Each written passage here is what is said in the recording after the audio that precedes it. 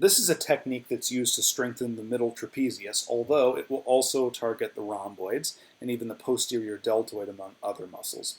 This one is done in prone, and obviously you can lay on a yoga mat or something more comfortable than this. You could even do this on a bed, to be honest. That way your forehead doesn't have to rest on the floor. This is just for demonstration purposes. In any case, you're going to do this in prone. Elbows are going to be fully extended, and the shoulders are going to be in about 90 degrees of abduction or 90 degrees of horizontal abduction.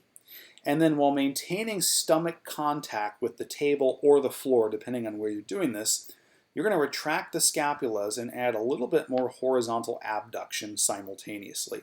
So yes, you're moving the shoulders of the arms into a little more horizontal abduction, but again, a key here is retract the shoulder blades, the scapulas. Bring those scapulas together.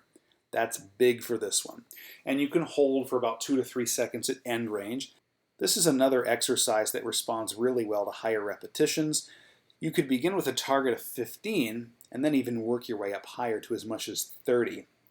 If you're doing the dosage in terms of time, you could just set it for 1 minute of this exercise with about 2 to 3 second holds at the top.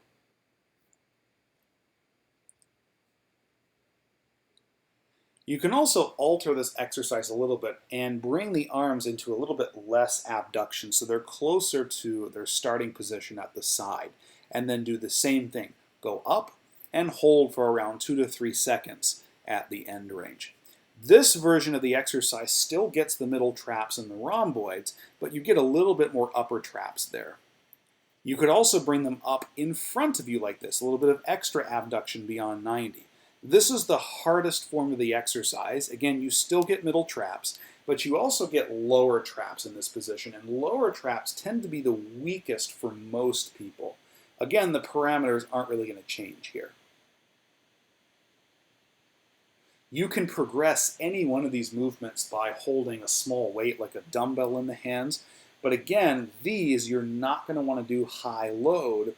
It's going to be low load, high repetitions.